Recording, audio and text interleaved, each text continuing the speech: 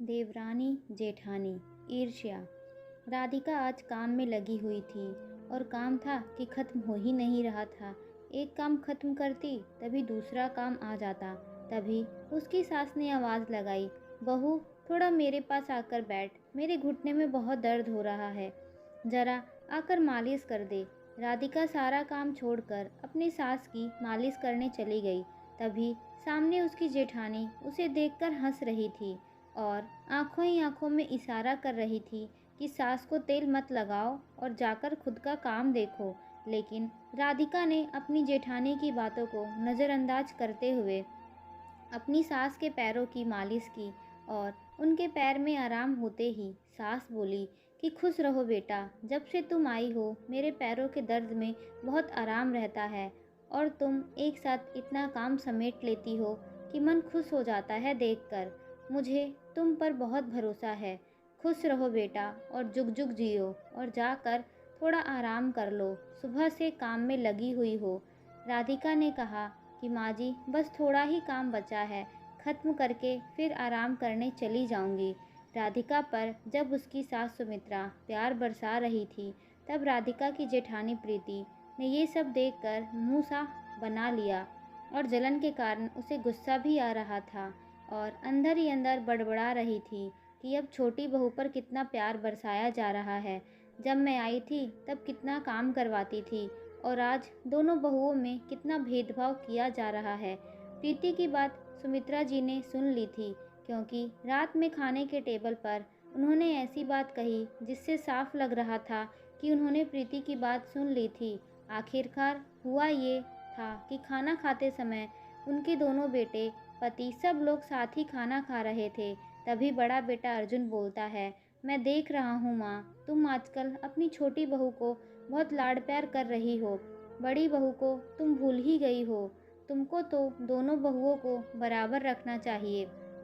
सुमित्रा जी को अपनी बड़ी बहू से बहुत नफरत हो गई थी, इसीलिए उन्होंने बात को टालते हुए कहा कि बेटा तुम सब खाना खाने आते हो तो छोटी बहू को भी साथ में खाना खाने के लिए बैठा लिया करो, क्योंकि बाद में सब कुछ समेटने में उसको बहुत टाइम लग जाता है और उसको ठंडा खाना खाना पड़ता है।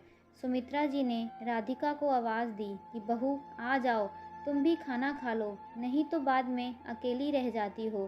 सास ने जब राधिका को बुलाया तो प्रीति अंदर से गुस्से में जल गई। वैसे भी वो राधिका से बहुत जलती थी और अब उसकी सास दिन भर राधिका का ही नाम जपती थी, इसीलिए वो राधिका से और चिढ़ने लग गई थी।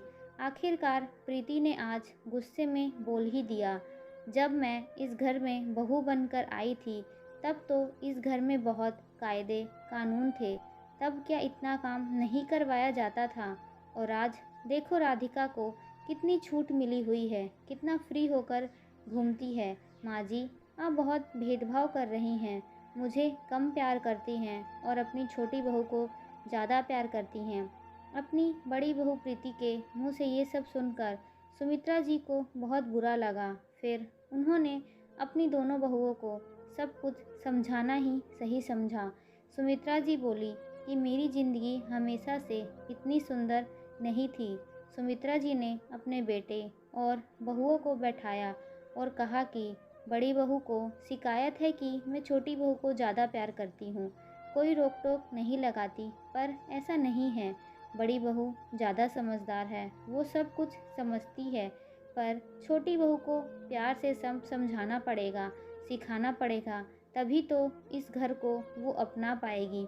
मैंने भी अपनी ज़िंदगी में बहुत कुछ देखा है, जब जाकर ये ज़िंदगी मिली है। हमेशा से मेरी ज़िंदगी ऐसी नहीं थी। और रही बात काम की, तो मेरे से अब काम नहीं होता, मुझे दर्द रहता है। जब प्रीति बहू बनकर आई थी तब मैं उसका हाथ बंटवा देती थी, लेकिन अब मुझसे नहीं हो पाता। इसीलिए मैं चाहती हूँ कि राधिका प्रीति के साथ रहकर सारा घर संभाल ले। अब मैं तो बूढ़ी हो गई, क्या पता कब मर जाऊँ। अपनी सास का खुद के लिए ऐसा सम्मान देखकर प्रीति की आंखें भर आई। उसे घर की बड़ी बहू का सम्मान देती है, ये सुनकर प्रीति को बहुत अच्छा लगा। उसे अपनी गलती का एहसास भी हो गया। प्रीति भावुक होकर बोली, माँ जी आप अब आराम कीजिए, मैं हूँ ना, मैं सब संभाल लूँगी और मैं राधिका को भी सब सिखा दूँगी। आप सिर्फ अपना ख्याल रखिए। आप खुश रहेंगी तो घर में तो वैसे ही खुशहाली रहेगी। मुझे तुम पर पूरा भरोसा है बड़ी बहू। आखिर मेरे बाद तुम ही तो इस घर को संभालोगी और राधिका को भी अपने साथ रखोगी और सब कुछ सिखा दोगी। मैं चाहती हूँ कि तुम दोनों देवरानी जेठानी नहीं बल्कि बहनें की तरह रहो। इन सब बातों के बाद सभी हंसने लगे और जिस घर की बहुएं हंसती और मुस्कुराती हैं उस घर में खुशियाँ तो अपने आप आकर रुक जाती है। उस दिन के बाद प्रीति को कभी भी राधिका से कोई जलन नहीं हुई, बल्कि उसे आगे बढ़कर खुद सारी चीज़ें सिखाने लगी थी और अब वो अपनी सास की पहले से भी ज़्यादा इज्जत और देखभाल करने लगी थी। सुमित्रा जी भी पहले से ज़्यादा खुश रहने लगी थी, क्योंकि पूरा परिवार एक छत के नीचे पहले से भी ज़्यादा खुशी खुशी प्यार से रहने लगा था। सुमित्रा जी की सूझबूझ के कारण आज दोनों देवरानी और जेठानी एक साथ प्यार से रहने लगी थी। ईर्ष्या की कोई भावना नहीं थी और घर भी टूटने से बच गया था। Thanks for watching.